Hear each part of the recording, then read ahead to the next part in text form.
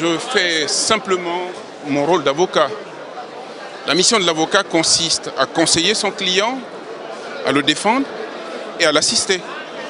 La première assistance, c'est quand même d'être derrière le client, devant une juridiction correctionnelle, pour lui d'abord, le conforter dans sa présence, l'encourager dans les réponses aux questions qui lui sont posées et de lui signifier également que la mission de l'avocat, c'est une mission qui consiste à être debout, derrière son client, et c'est ce que j'ai fait. Bien évidemment, dans le cadre de cette manière de faire, cela peut éventuellement gêner. Et je comprends aujourd'hui que le procureur de la République ait perdu son calme et sa sérénité. C'est plus pris pour le procureur du roi plutôt que le procureur de la République, et s'est contenté simplement de me couper la parole alors que le président du tribunal m'avait autorisé à parler. J'ai trouvé cela pas normal, j'ai trouvé cela profondément discourtois à l'endroit de la personne que je suis, avocat non ressortissant du Sénégal, venu d'ailleurs. Les grandes règles de courtoisie imposent et commandent que l'on soit regardant vis-à-vis des acteurs de la justice qui viennent d'ailleurs. Ma présence ici se justifie d'abord pour l'assistance et la défense vis-à-vis de Khalifa Sall. Mais ma présence ici se justifie également par rapport au fait que la justice sénégalaise n'est plus sénégalaise, n'est plus que sénégalaise.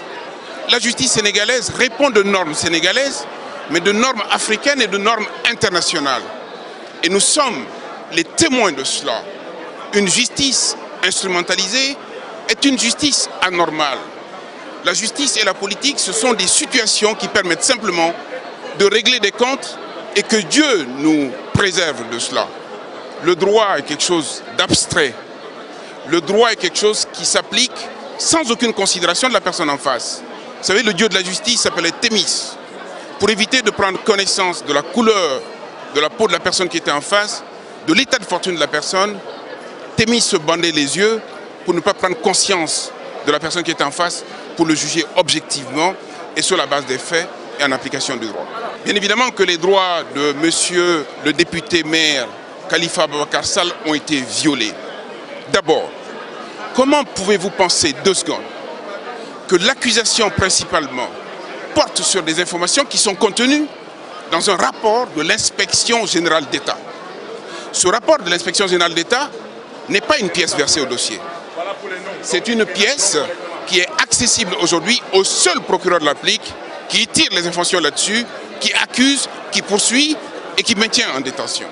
Deuxièmement, lorsque vous avez des policiers qui refusent l'accès de M. Khalifa Ababacar Sall aux avocats durant la phase de l'enquête préliminaire, il y a un souci. Troisièmement, lorsque des demandes précises sont faites aux doyens du juge d'instruction en charge d'ouvrir l'information à ce niveau pour ordonner des expertises, pour ordonner des mesures de conservatoire, des mesures provisoires à ce niveau qu'ils refusent, il y a un souci. Et enfin, quand on arrive devant cette juridiction, que l'on met en évidence l'ensemble de ces exceptions, que l'on indique aujourd'hui que la pièce essentielle qui a servi d'accuser Khalifa Ababacar Sall ne nous est pas accessible, lorsqu'on indique aujourd'hui qu'il s'agit d'une collectivité territoriale dont la liberté d'administration est violée par le fait qu'on ait mis en place une inspection générale d'État qui répond du seul chef de l'État du Sénégal, il y a un souci. N'instrumentalisons pas la justice. Khalifa Ababacar Sall est un citoyen, fut-il maire, qui a le droit de s'expliquer, qui a le droit d'être défendu, qui a le droit d'être assisté. Mais on ne peut pas lui appliquer une justice, qui est différente d'une autre justice. De ce point de vue-là, c'est l'état de droit qu'il faut défendre.